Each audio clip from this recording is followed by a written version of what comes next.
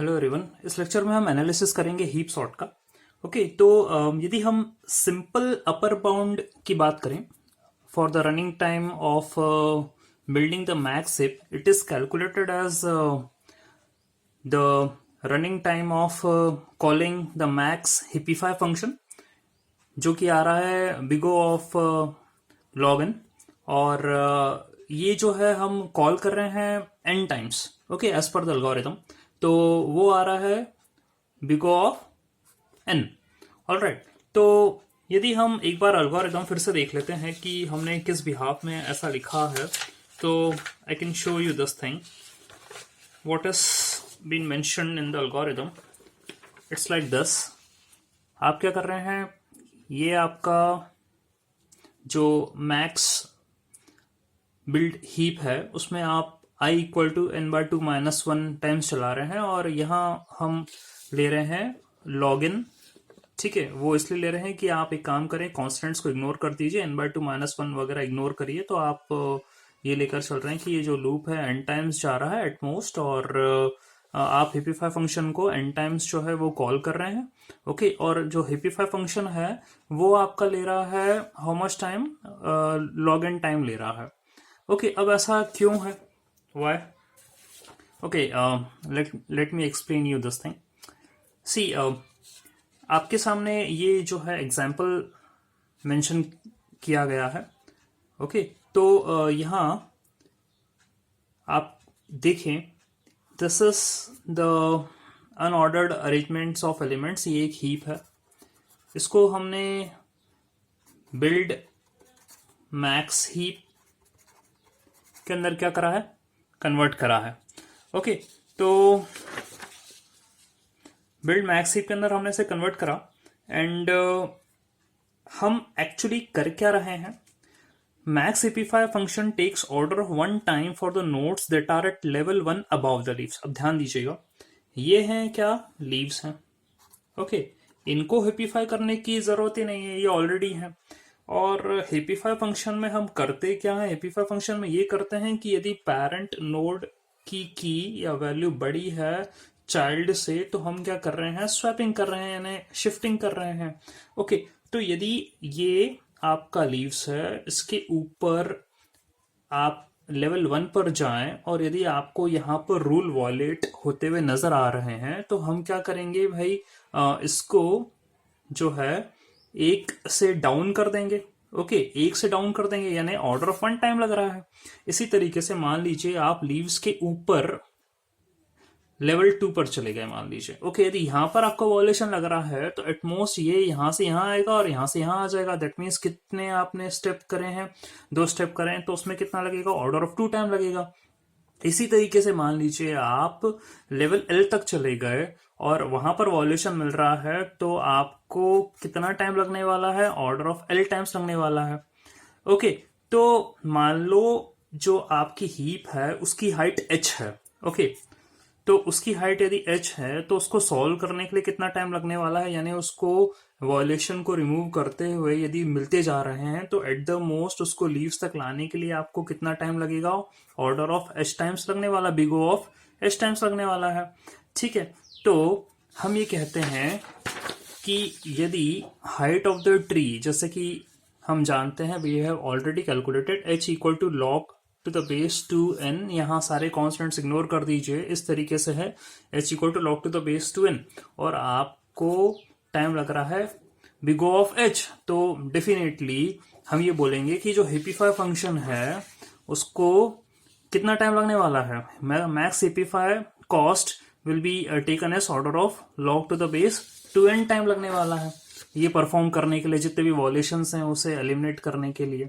Okay, तो order of h equal to big O of h equal to big O of log to the base two n time लगने वाला है। और यही process हम क्या कर रहे हैं, i equal to n by two minus one, क्योंकि मैक्स ही बिल्ड करना है, तो ये हम लेकर चल रहे थे फॉर लूप के अंदर। यहाँ कॉन्स्टेंट्स वगैरह को इग्नोर कर दीजिए, तो आपको टाइम कितना लग रहा है, बिगो ऑफ एन लग रहा है। और यदि हम टोटल टाइम की बात करें तो मैं एन को मल्टीप्लाई कर देता हूँ log to the base two n से, तो आपको टाइम कितना लग जाएगा, big O of n log to the base two n, ये टाइम लग जाएगा।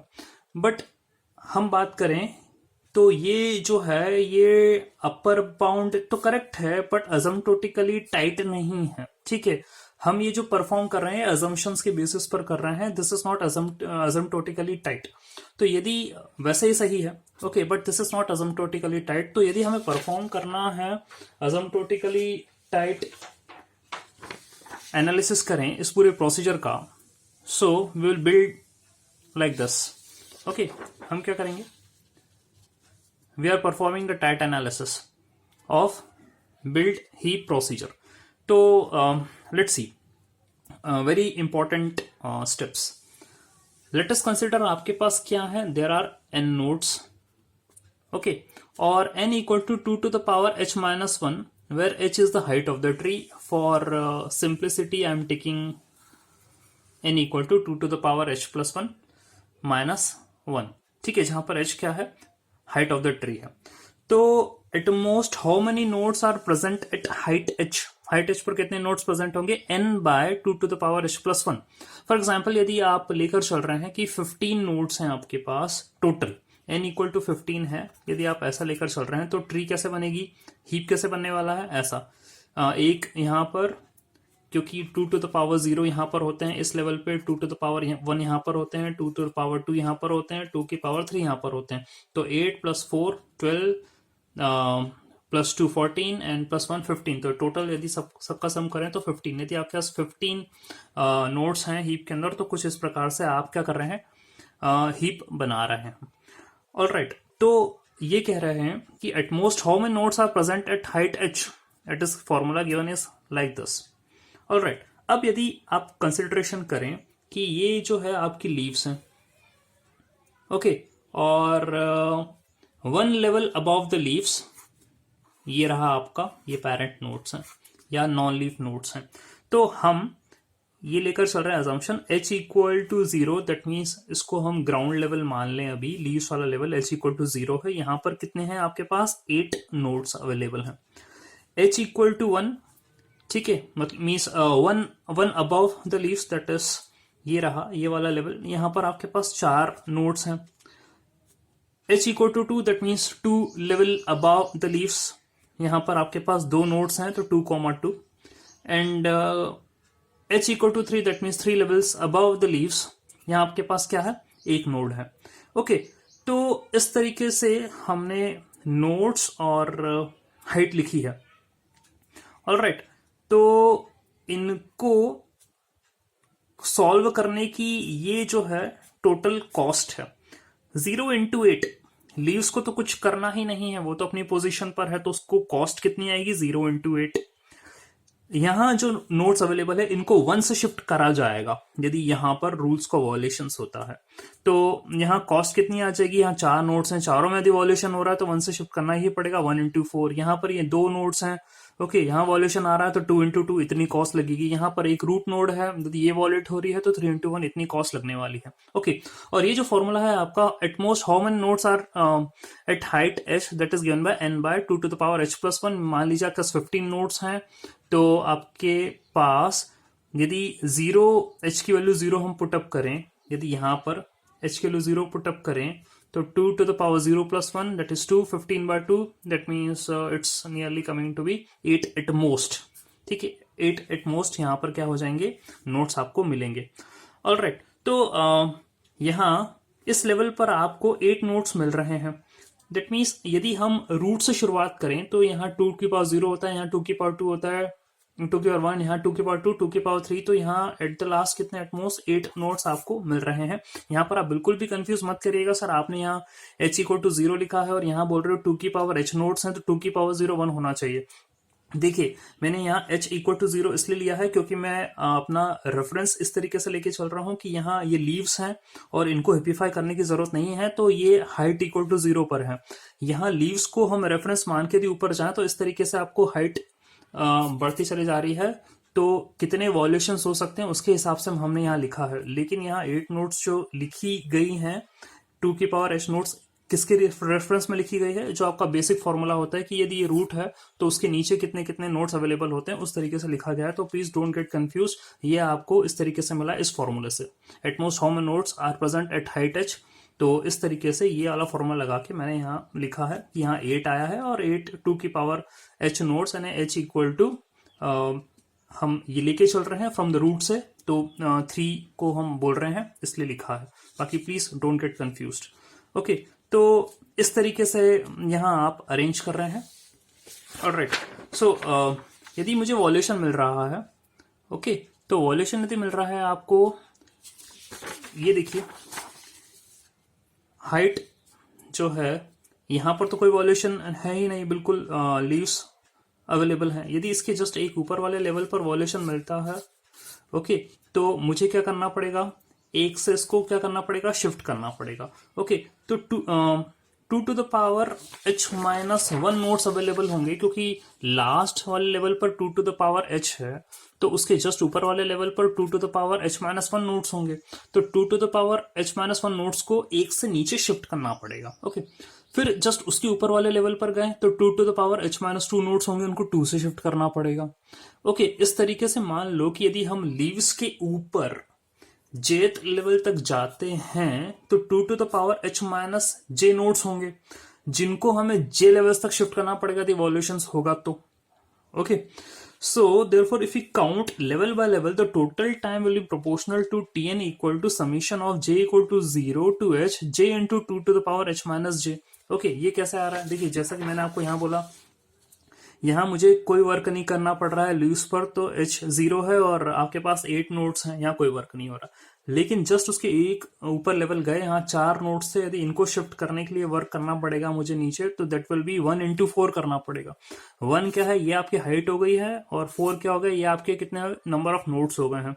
तो उसी तरीके से यहाँ पर भी मैंने पीछे फॉर्मूला भी लिखा है, वो यही है, J is what, J is the level, और उस लेवल पर कितने नोट्स अवेलेबल हैं उन दोनों को मल्टीप्लाई करोगे तो क्या होगा, आपको उतना वर्क डन करना पड़ेगा, किसके लिए, शिफ्टिंग करने के लिए।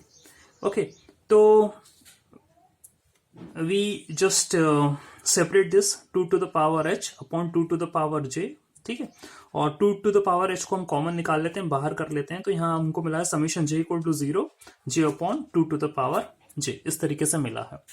ऑलराइट, फिर उसके बाद क्या कर रहे हैं हम, ये किस टाइप का फॉर्मूला है, okay, this is the formula like this, ये रहा फॉर्मूला। इस तरीके से कुछ आपको सीरीज मिल रही है यहाँ पर, that means T n equal to 2 to the power h 0 plus 1 plus 2 and h upon 2 to the power h, ये कुछ सीरीज आप देखें इससे बन रही है। ओके, नाउ इसको हमें सॉल्व करना है, तो let's proceed. If we take infinite general geometric series for any constant x less than 1, it is given by summation of j equal to 0 to infinity x to the power j equal to 1 minus x, ये formula होता है। Okay, तो हम कुछ ऐसे assumptions और considerations करेंगे इसको सॉल्व करने के लिए, that will be helpful। तो ये हम लेकर चल रहे हैं, ओके, ज्योमेट्रिक सीरीज जहां पर x की वैल्यू लेस देन 1 है, और इस तरीके से हमें फॉर्मूला मिलता है। We will take the derivative on both the sides, यहाँ डेरिवेटिव कर रहे हैं, तो डेरिवेटिव का formula j x to the power j minus 1, और इसको यदि हम डिफरेंशिएट करेंगे तो it will be like 1 upon 1 minus x का स्क्वायर। ओके, उसके बाद हम क्या कर रहे हैं, उसको सेपरेट कर रहे हैं, x to the power j upon x कर दिया, ओके, और फिर फाइनली x को इधर हमने क्या कर दिया, मल्टीप्लाई कर दिया है। फाइन, तो ये हमें जो है मिल गया है। देन इसके बाद हमें क्या करना है, ये जो आपको मिला है इस स्टेटमेंट को हम इसकी तरह बनाना चाह रहे हैं। ऑलराइट, हम जो है कोशिश कर रहे हैं कि कहीं ना कहीं हमें इसकी तरह जो है वो स्टेटमेंट मिल जाए। तो हम क्या करने वाले हैं, यहाँ x इक्वल टू 1/2 पुटअप करेंगे। जब x इक्वल टू 1/2 पुटअप कर देंगे, यहाँ पर यहाँ क्या मिल रहा है, j into x to the power j, x की जगह यहाँ 1/2 पुटअप कर दीजिए, तो आपको क्या हो जाएगा, इसी तरीके से जो कि हमारा डिजायर्ड था, रिक्वायर्ड था, वो हमें मिल जाएगा, ये मिल जाएगा हमें। ऑलराइट, सो हम क्या कर रहे हैं, x इक्वल टू 1/2 पुटअप कर रहे हैं। Alright, so here we get summation j equal to 0 to infinity j upon 2 to the power j equal to 1/2 1 minus 1/2 का स्क्वायर इक्वल टू, तो आप जो सोल्व करेंगे तो कितना आ रहा है, ये 2 आ रहा है। सो tn इक्वल टू, यदि हम वापस से वहाँ summation j equal to 0 to h था, यहाँ j equal to 0 to infinity है. That means we are assuming that h tends to infinity करके हम अज्यूम कर रहे हैं, मतलब हाइट जो है इन्फिनाइट तक यदि जा रही है. तो इस तरीके से हमारा अजम्पशन है. ओके, तो tn equal to 2 to the power h into 2. ये इंटू 2 क्यों आ गया? क्योंकि इसकी वैल्यू जो 2 टू द पावर h से मल्टीप्लीकेशन में थी वो कितनी आ गई है? 2 आ गई है. तो this is equal to 2 to the power h into 2, that is 2 to the power h plus 1, that is equal to n plus 1, क्योंकि हमने n equal to 2 to the power h plus 1 minus 1 already पहले ही बोल दिया था. ये हमारा assumption है. Okay, तो tn equal to n plus 1 आ गया है. ओके, तो इससे हम ये बता रहे हैं, यहाँ भी कॉन्स्टेंट्स को इग्नोर कर दीजिए आप. तो this is showing that tn belongs to big O of n. Okay, और यहाँ ये पता चला है कि जो एल्गोरिथम है it will run omega of n time since it must access every element of the array at least once. Okay, तो ये बेस्ट केस के बारे में बात कर रहा है. Therefore the total time to build a max heap is given as theta of n. Okay, तो ये किसका फंक्शन है? n का फंक्शन है. ऑलराइट. ओके, तो if we have to build a max heap, then it is given as theta of n. Okay, for the average case, big O of n for the worst case, and omega of n for the best case. Okay, और हम previously क्या निकाल के बैठे थे? ये क्या आ रहा था? n log to the base 2n. ये आ रहा था जब हमने टाइट एनालिसिस नहीं करा था. अब हमने क्या करा है? टाइट एनालिसिस करा है. ओके, देन इसके बाद जो है, यदि हम ओवरऑल टाइम निकालने की बात करें, so the time taken to perform the heap sort. अब हीप सॉर्ट में हमने देखा कि एक फॉर लूप लगा था और उसके अंदर हिपीफाई कर रहे थे. तो हिपीफाई फंक्शन के हम जानते हैं कितना टाइम लगता है? Log to the base 2n इतना टाइम लगता है. और वो जो फॉर लूप के अंदर ही हिपीफाई परफॉर्म हो रहा है तो वो n टाइम्स चलता है. ठीक है, तो मैक्स हिपीफाई को करने के लिए आपको log to the base 2n time लग रहा है और n-1 ये हीप सॉर्ट चल रहा है. ओके, तो टोटल टाइम कितना लगेगा? इन दोनों को मल्टीप्लाई कर देते हैं हम, n-1 into log to the base 2n, तो ये हो जाएगा n log to the base 2n minus log n. Okay, तो ओवरऑल यदि टाइम एनालिसिस की बात करें तो max build heap plus heap sort इन दोनों के टाइम को हम ऐड कर देते हैं. मैक्स बिल्ड हीप ये अभी आपने टाइट एनालिसिस करके निकाला, it is coming to be big O of n. ये जो है आपका हीप सॉर्ट में आप ये देख रहे हैं, ये आपको दो टर्म मिली, that is equal to big O of n log to the base 2n minus big O of n log big O of log to the base 2n. यदि हम यहाँ पर देखें तो हम लोअर ऑर्डर टर्म्स को ignore कर देते हैं, तो ये भी लोअर ऑर्डर टर्म है, ये भी लोअर ऑर्डर टर्म है, इन दोनों को इग्नोर कर देते हैं तो हायर ऑर्डर टर्म जो मिली है वो ये मिली है. देयरफॉर हम फाइनली ये कह देते हैं कि जो आपकी कॉम्प्लेक्सिटी है हीप सॉर्ट की, it is coming to be big O of n log to the base 2n. Okay, so this is the final result. Thank you very much.